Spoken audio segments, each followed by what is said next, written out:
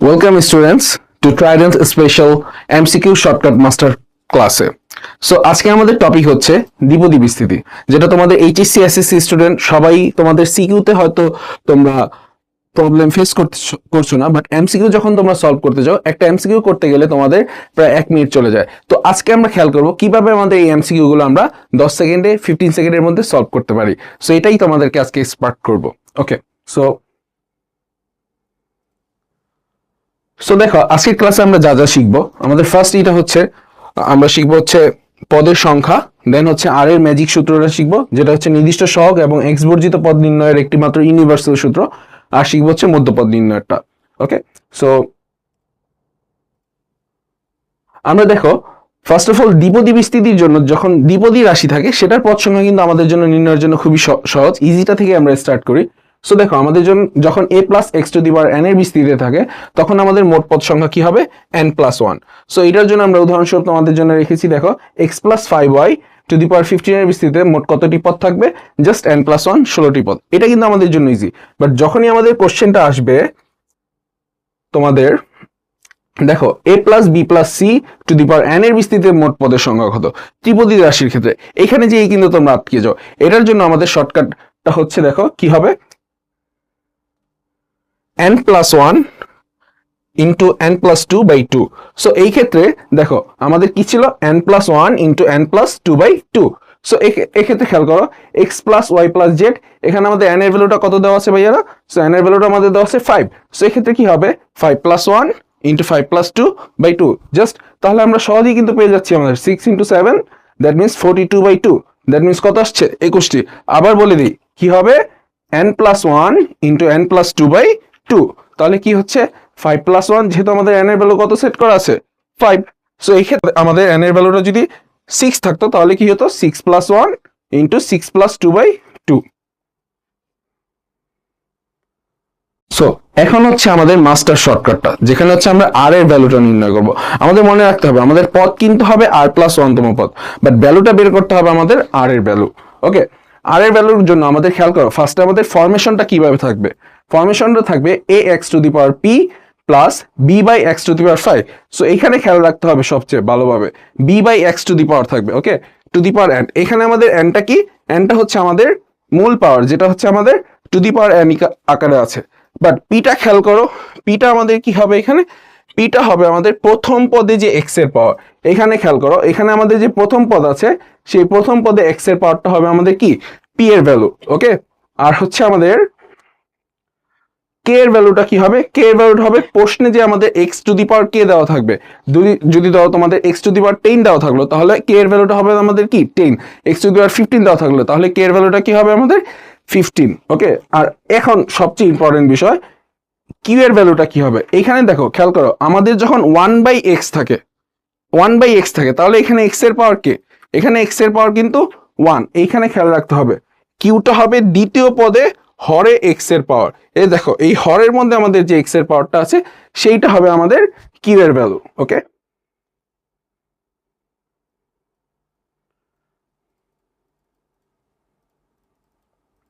So দেখো আমাদের তাহলে এই সূত্রে আমরা নোটটা দেখি আমাদের एग्जांपलটা কিভাবে হবে। 2x² plus 1/x two the পাওয়ার 11 এর বিস্তৃতিতে x টু দি পাওয়ার 10 এর সহগ কততম পদে আছে। সো এটার ক্ষেত্রে বলেছেন আমাদের k এর ভ্যালু কি হবে, কোশ্চেনে যে তোমাদের x টু দি পাওয়ার যা দেওয়া থাকবে ওটা হবে k এর ভ্যালু। সো আমাদের k এর ভ্যালুটা কত, 10। আর এখানে p এর ভ্যালু হবে কি, ফার্স্ট x এর যে পাওয়ারটা ওটা হবে কার ভ্যালু, p এর ভ্যালু। সো আমাদের p এর ভ্যালু হবে 2। দ্যাট মিনস আমাদের এখানে কি n ইন্টু p ছিল, n এর ভ্যালু 11 দেওয়া আছে, n ইন্টু p মাইনাস কি ছিল কে, n ইন্টু p মাইনাস কে। সো n এর ভ্যালু হচ্ছে আমাদের 11, p এর ভ্যালু 2 এবং k এর ভ্যালু কত, 10। এখন হচ্ছে মোস্ট ইম্পর্টেন্ট পার্ট কি ছিল, divided by p plus q. Q এর ভ্যালুটাতেই সবাই ভুল করো।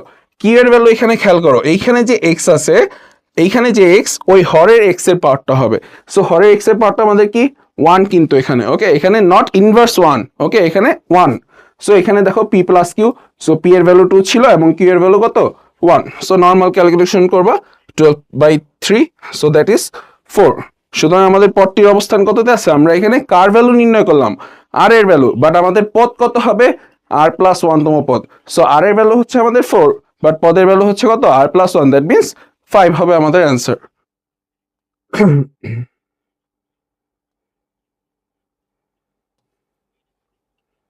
সো দেখো আমরা এখন যদি আমাদের এক্স বর্জিত পদ খেয়াল করি, আগের কোশ্চেনটাতে আমরা খেয়াল করেছিলাম কি এক্স টু দি পাওয়ার কে। এখন তোমাকে যদি কোশ্চেন করা হয় এক্স বর্জিত পদ, তাহলে তুমি কে এর ভ্যালু কত ধরবা? কে এর ভ্যালু হবে অবশ্যই 0, কারণ x two the power 0 is equals two 1, কারণ এক্স বর্জিত পদ, দ্যাট মিনস এখানে এক্স এর কোনো ভ্যালু নেই। সো খেয়াল করো এখানে কি ধরতে হবে, এক্স বর্জিত পদ বা ধ্রুবক পদ মানে সেখানে এক্স এর পাওয়ার কত? 0, that means K is equals two 0। এর ক্ষেত্রে সূত্রটা কি হবে? এর ক্ষেত্রে সূত্রটা হবে আর এর সূত্রটা হবে n into p by p plus q. Same ভাবে n আমরা যেভাবে বের করেছি, পি যেভাবে বের করেছি, কিউ যেভাবে বের করেছি, সেম। সো এইখানে আমাদের n এর ভ্যালু কত দেওয়া আছে? 15, এবং পি এর ভ্যালু কত? 2, এবং আমাদের কিউ এর ভ্যালু সেম ভাবে 1 হবে এখানে। ওকে, খেয়াল করি। So r is equals to n into p by p plus q. আগের বেলায় যা ছিল মাইনাস কেটা করতে হতো, এখানে সেই মাইনাস কেটা করবা না। সো জাস্ট কি হলো 30/3 10। দেখো এটা এখানে আমাদের নোট ডাউন করা আছে, এটা তোমাদের ভর্তি পরীক্ষার জন্য সবচেয়ে গুরুত্বপূর্ণ। আচ্ছা এখন দেখো সবগুলো সমষ্টি, এটা আমাদের একটা সুপার এমসিকিউ ট্রিক। দেখো খেয়াল রাখবা, রাশিতে থাকা চলকগুলোর এক্স আর ওয়াই এর মান সরাসরি কত বসায় দিতে হবে? 1 বসায় দিবা। ধরো তোমার বললো 2x minus 3y two the পাওয়ার 10, এখানে জাস্ট কি করবা, এক্স আর ওয়াই এর জায়গায় জাস্ট 1 মানটা বসায় দিবা। ঠিক আছে, আমরা যদি একটা উদাহরণ দেখি, চলো 2x মাইনাস 3 টু দি পাওয়ার 20 এর বিস্তৃতিতে মোট সহগগুলো সমষ্টি কত? জাস্ট কি করতে হবে আমাদের, এক্স এবং ওয়াই এর জায়গায় কত বসায় দিব?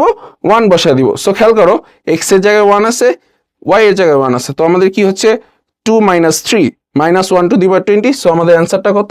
1।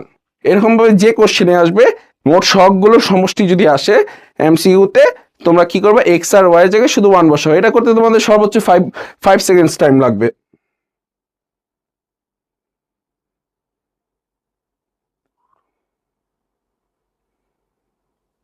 আচ্ছা, মধ্যপদ নির্ণয়ের ক্ষেত্রে আসি, এটা তোমরা সবাই মোটামুটি পারো, যেটা হচ্ছে জোড় সংখ্যার ক্ষেত্রে। বাট তোমাদের প্রবলেমটা ক্রিয়েট হয় যখন আমাদের বিজোড় সংখ্যক থাকে। আচ্ছা, যখন জোড় সংখ্যক থাকবে তখন আমাদের মধ্যপদ কয়টি হবে এটা মাথায় রাখতে হবে। কোশ্চেনে কি চেয়েছে, মধ্যপদ বের করতে বলেছে নাকি মধ্যপদ কয়টি হবে তা চেয়েছে। যখন জোড় সংখ্যক থাকবে n এর ভ্যালু, তখন হচ্ছে আমাদের মধ্যপদ হবে মাত্র একটি, এবং পদটি হবে কি n/2 প্লাস 1 তম পদ, n/2 প্লাস 1 তম পদ। দেখো এখানে আমাদের n এর ভ্যালু কি 10, যেটা হচ্ছে আমাদের একটি ইভেন নাম্বার।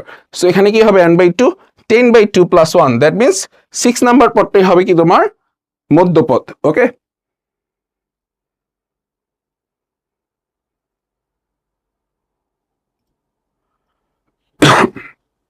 আচ্ছা এখন আসি, যখন হচ্ছে আমাদের n এর ভ্যালুটা বিজোড় সংখ্যক থাকবে, এই ক্ষেত্রে আমাদের মধ্যপদ যদি কোশ্চেন করে, মধ্যপদ কয়টি হবে? মধ্যপদ হবে 2টি। সো এইটার ক্ষেত্রে যখন আমাদের অড নাম্বার, তখন n এর ভ্যালু অড নাম্বার হলে মধ্যপদ হবে 2টি। এটার ক্ষেত্রে সূত্রটা কি, n প্লাস 1/2 ও n প্লাস 3/2 তম পদ। ঠিক আছে, তাহলে মধ্যপদ এখানে কয়টি হবে? 2টি। দেখো কোশ্চেন আছে আমাদের 2a plus b to the power 7, মধ্যপদ দুটি, কততম পদ? ঠিক আছে, তাহলে এখানে দেখো আমাদের n এর ভ্যালুটা কত আছে? 7 আছে। সো আমাদের কি হবে n plus 1/2, 7 plus 1/2, that means 4 number পদটা, এবং আমাদের সেকেন্ডটা কি হবে n plus 3/2। So 7 plus 3/2, that means আমাদের 5তম পদটাই কি হবে? আমাদের সেকেন্ড মধ্যপদ। ওকে, আচ্ছা সো এই অধ্যায়ের ক্ষেত্রে জাস্ট একটা ফুল স্ট্র্যাটেজি তোমাদের বলে দিই লাস্ট, যে এটার এমসিকিউতে সবচেয়ে ভালো করতে হলে তোমাদের ফুল স্ট্র্যাটেজিটা কি হবে। দেখো ফার্স্টে তোমার চিহ্নিতকরণ করতে হবে সাইনগুলো, কোনটা আমাদের n, কোনটা p, কোনটা q, কোনটা k। ঠিক আছে, সো এই চারটা যখন চিহ্নিত করতে পারবা তোমার কাজটা অনেকটা ইজি হয়ে যাবে। তারপর জাস্ট দুইটা শর্টকাটের সূত্র, একটা কখন, যখন x two the power k থাকবে, আর একটা হচ্ছে বর্জিত পদের জন্য, দুইটা শর্টকাটের আর এর সূত্র। ওকে, আর লাস্ট হচ্ছে, এটা তোমরা সবাই 9-10 থেকেই পারো, এনসিআর আর এনপিআর এর ভ্যালু ক্যালকুলেটরে বের করা। সো ধন্যবাদ সবাইকে। বিল্ড ইউর ফিউচার, এভাবে তোমরা আমাদের অনলাইন ক্লাসেও যুক্ত হতে পারো, প্লাস আমাদের অফলাইন ক্লাসে যুক্ত হতে যোগাযোগ করতে পারো ট্রাইডেন্টের অফিসিয়াল হটলাইন নাম্বারে এবং ট্রাইডেন্টের অফিসে। ধন্যবাদ সবাইকে।